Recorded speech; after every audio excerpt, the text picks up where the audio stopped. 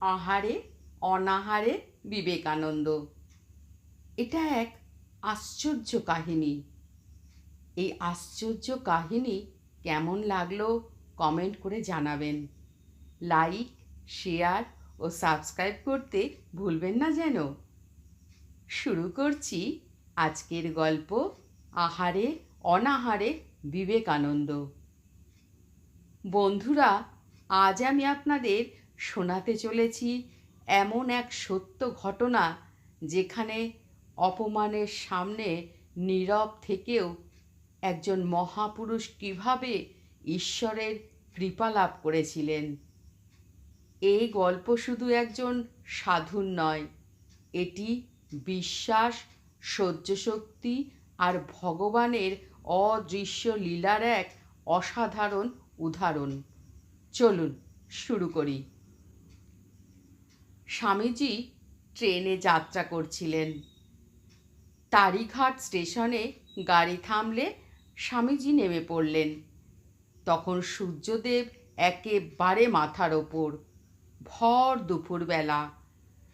স্বামীজির সঙ্গে পথের সম্বল বলতে ছিল একটা তৃতীয় শ্রেণীর টিকিট, একটা কম্বল এবং পরনে গেরুয়া আলখাল্লা।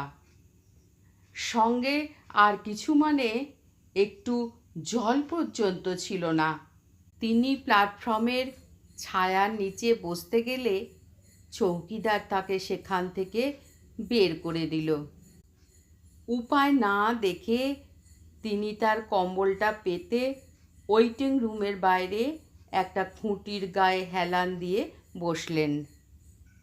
আশেপাশে অনেক লোক ছিল। উত্তর ভারতীয় একজন বেনে স্বামীজির ঠিক সামনের ছাউনির নিচে শতরঞ্চি পেতে আরাম করছিল।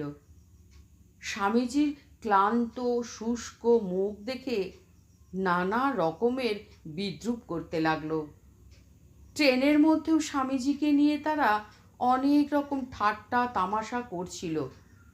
তখন গরমকাল, গলা শুকিয়ে কাঠ, কিন্তু স্বামীজির সঙ্গে পয়সা না থাকায় জল কিনতে পারেননি। বেনের কাছে পয়সার অভাব ছিল না। সে বিভিন্ন স্টেশনে জলওয়ালার কাছ থেকে জল কিনছিল। বেনেটা এমন অসভ্য যে জল খাবার সময় স্বামীজিকে দেখিয়ে দেখিয়ে জল খাচ্ছে। শুধু তাই নয়, যখন স্বামীজি কোনো কিছুতেই সাড়া দিচ্ছে না, আপন মনে বসে আছেন, তখন তাকে উদ্দেশ্য করে বলল যে, ওহে, দেখছো কেমন ঠান্ডা জল? তুমি তো সন্ন্যাসী হয়ে সর্বস্ব ত্যাগ করে বসে আছো, সঙ্গে কানা করিও নেই যে জল কিনে খাবে। দেখো কেমন মজা। তার চেয়ে যদি আমার মতো টাকা রোজগার করতে জানতে, তবে তো এমন দুর্দশা ভোগ করতে হতো না। এই বলে সে সঙ্গে রাখা ভালো ভালো খাবার বের করে খেতে লাগলো। খেতে খেতে আবার বলল, এই দেখো পুরি, কচুরি, প্যারা, মিঠাই, এইসব কি আর বিনা পয়সায় হয়? আকাশ থেকে কি খাবার পড়ে যে বসে বসে খাবে? অন্তত এক ফোঁটা জল দেওয়ারও সৌজন্যটুকু দেখালো না। স্বামীজি চুপ করে বসে সব অপমান সহ্য করছেন, আর অসহনীয় মানবিকতার এই পরিণতি তিনি আর যে সহ্য করতে পারছেন না, তার মুখে একটাও কথা নেই। এমন সময় হঠাৎ একজন লোক এসে স্বামীজির সামনে দাঁড়ালো।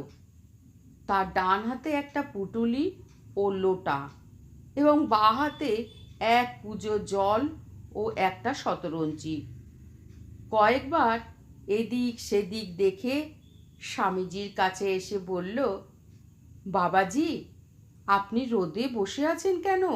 ছায়াতে চলুন, আমি আপনার জন্য খাবার এনেছি, দয়া করে গ্রহণ করুন।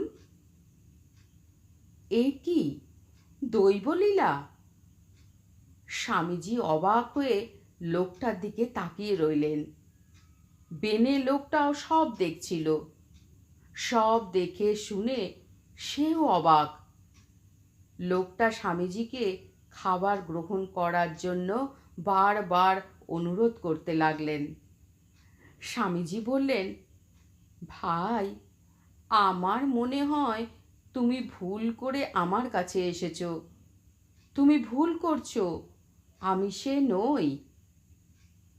লোকটি বলল, না না, আপনি তো সেই বাবাজি যাকে আমি দেখেছি।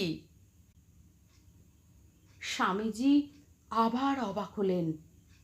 তিনি জিজ্ঞাসা করলেন, তুমি আমাকে দেখলে কখন? তখন লোকটি বলল, আমি একজন হালুইকর। আমার মিষ্টির দোকান আছে। দুপুরে খাওয়া দাওয়া করে ঘুমোচ্ছিলাম। এমন সময় স্বপ্নে দেখি রামজি এসে আমায় বলছেন, আমার সাধু স্টেশনে পড়ে অনাহারে কষ্ট পাচ্ছে। কাল থেকে তার খাওয়া দাওয়া হয়নি। তুই শিগগিরই গিয়ে তার সেবা কর। আমার ঘুম ভেঙে গেল। আবার পাশ ফিরে শুলুম। তখন আবার রামজি কৃপা করে দর্শন দিলেন এবং আমাকে ধাক্কা মেরে তুলে দিলেন ও সাধুর কথা বললেন। আমি তক্ষুনি বিছানা ছেড়ে ধড়পড় করে উঠে পড়লুম। তারপর তাড়াতাড়ি করে কিছু পুরি ও তরকারি বানিয়ে ফেললুম। সকালের তৈরি কিছু মিষ্টি ছিল।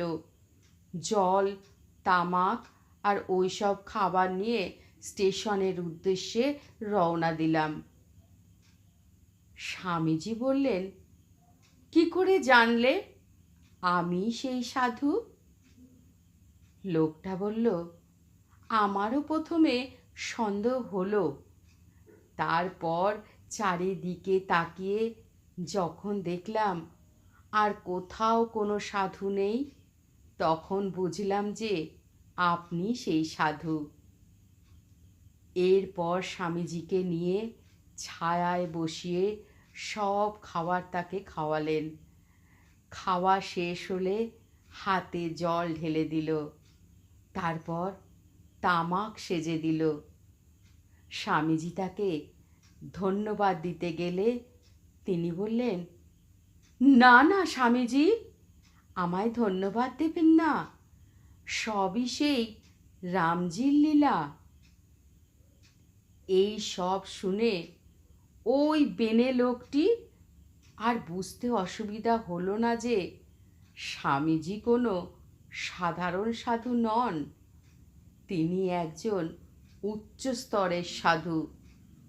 তার ভয় হলো তার কৃতকর্মের জন্য। শেষে ধীরে ধীরে স্বামীজির কাছে এসে ভক্তি ভরে প্রণাম করার পর করজোড়ে ক্ষমা প্রার্থনা করলেন। অহংকারের মাথা সব সময় নত হয়, আর সত্যিকারের ভক্তির কাছে শেষ পর্যন্ত সবাই মাথা ঝুঁকায়। স্বামীজির নীরব সহ্য শক্তি আর রামজির এই অলৌকিক কৃপা আজও আমাদের মনে করিয়ে দেয়, মানুষের চোখে যা অসম্ভব, ভগবানের কাছে তা খুবই সহজ। গল্পটি ভালো লাগলে ভিডিওতে একটি লাইক দিন, চ্যানেলটি সাবস্ক্রাইব করুন আর কমেন্টে লিখুন, জয় শ্রীরাম, জয় শ্রীরাম, জয় শ্রীরাম, জয় শ্রীরাম।